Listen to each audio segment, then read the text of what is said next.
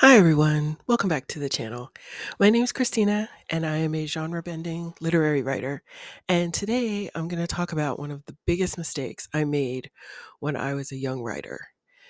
So, last week I talked about um, making a short video because I was in the middle of finishing up a short story.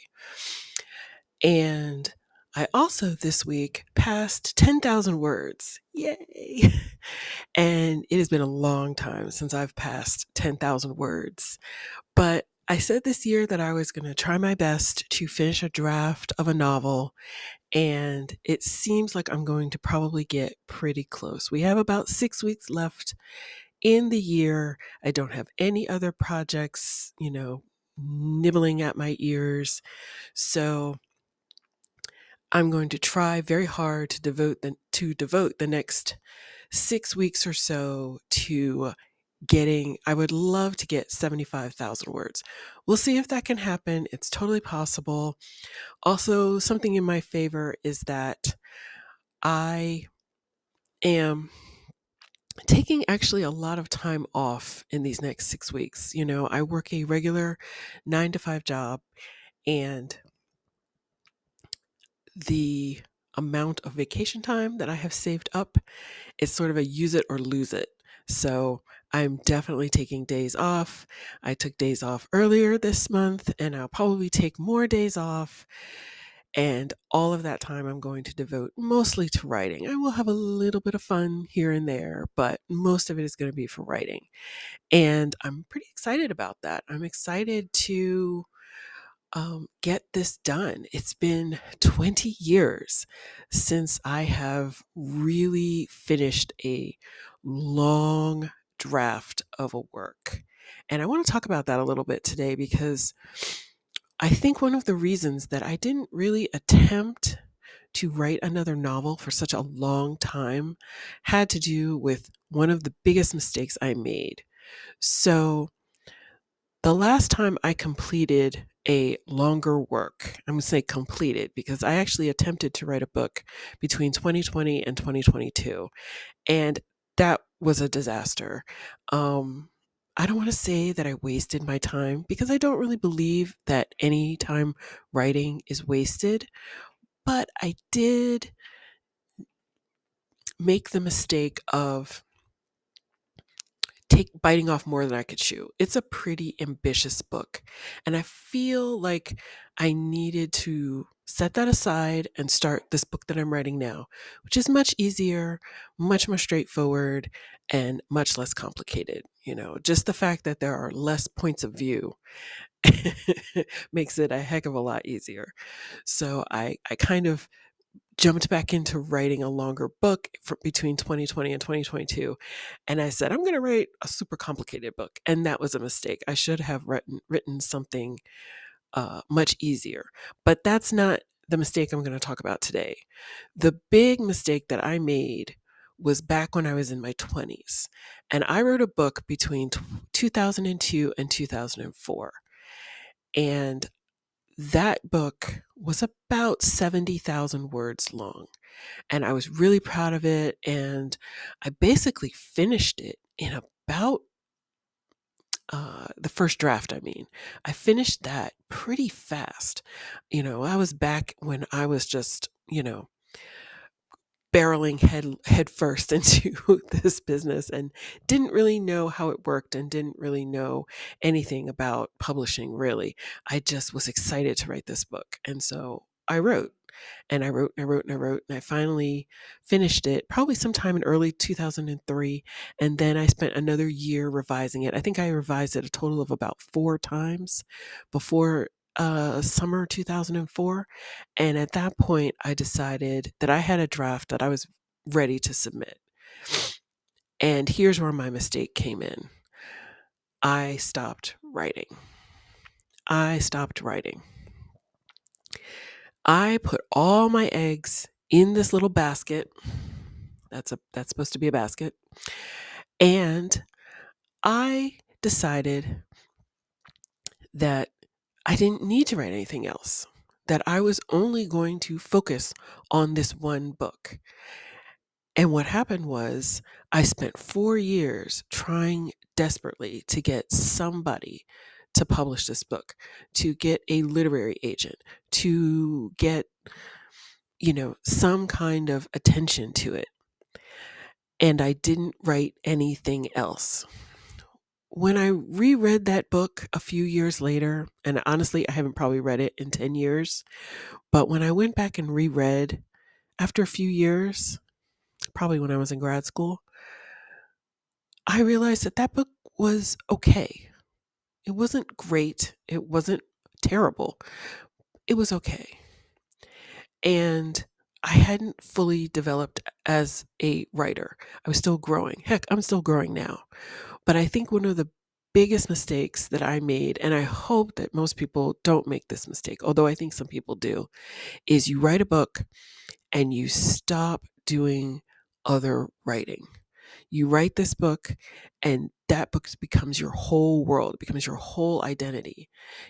I could have written more short stories. I could have started another book, but I didn't.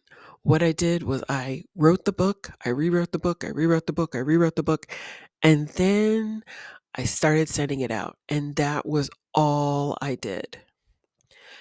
I am a firm believer that you need to keep creating, even after you've created something that you think is good and that should get published.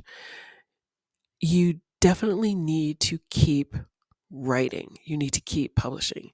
There's a book, Benjamin Percy's Thrill Me. It's a great book. And he says that after he finished one book, he got up, he got a snack, moved his body around a little bit, and then he opened up a new blank document and he started another story. And I remember reading that going, yeah, that's what I need to start doing. I'm not saying that you should have 18 million projects going on and you should have like a whole whiteboard devoted to which day and how much you spend on each book, that kind of thing. But I would really, really caution any new writer, after you write a book and you finished it, or you've written a story and you finished it and you're ready to like mail it out into the world, you should definitely start something new, even if it's something that you're never going to publish. It could be nonfiction. You're like, oh, you know what? I think I'll write a couple articles or I'll write a couple blog posts or something. You should definitely keep working.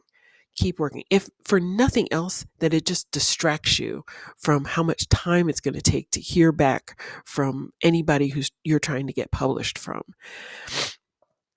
Let me tell you, what happened when I tried for 4 years to get that first book published, you guys, it crushed me. It crushed me. I couldn't get anyone interested in this book. And because I couldn't get anybody interested in it, after 4 years of trying so hard to get it published, and then the 2 years that it took to write it, it broke me. I legit walked away from writing. And that lasted about a year or so. And I'll talk about that probably in another video because I did eventually get my mojo back. But it was hard. It was hard to deal with the fact that I had written something that was unpublishable. And not because I was a terrible writer, but because of a whole myriad of other factors that um I just couldn't control. Maybe the book I was writing was just not in at that moment. Maybe the book I was writing just went to the wrong agents, the wrong editors. Maybe it was just the wrong timing. Or maybe the book was just not as good as I thought it was. And it was not ready for prime time. That happens. You can write something that's okay, but it may not be good enough to be published. A lot of people are writing decent stuff, and for one reason or another, they get published. But some people are writing stuff that's decent and it never gets published.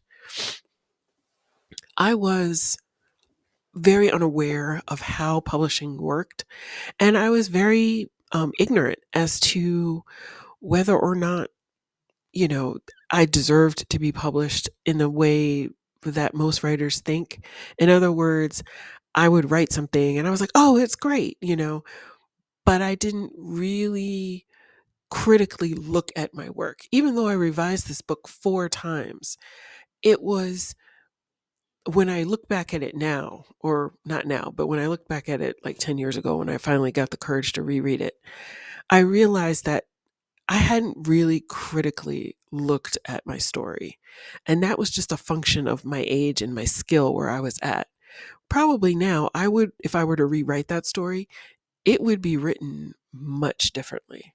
But I don't really want to go back and rewrite that story. I've kind of let it go. It's in the trunk along with a few other stories that I have. And I'm okay with that. I'm okay with letting stories that I wrote 10, 20 years ago sit in the trunk because I have other stories and I have other projects that I would rather devote my time to. And I want you all to get to that place too. I don't want you to put all your eggs in a basket for a story that, frankly, the skill level may not be there.